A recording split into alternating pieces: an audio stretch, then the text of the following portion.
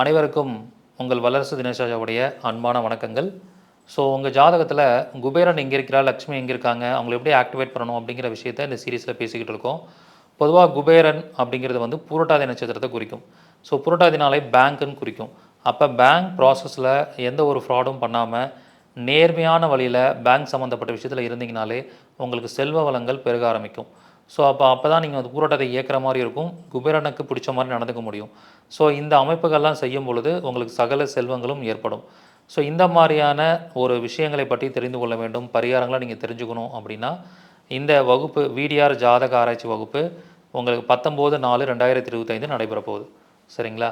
So இந்த 19/4 நடைபெறக்கூடிய வகுப்பு 3 மணி நேரம் நடைபெறும். 3வது சனிக்கிழமை நடைபெற போகுது.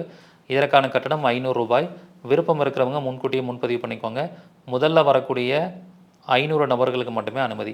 நன்றி, வணக்கம், வாழ்க வளமுடன்.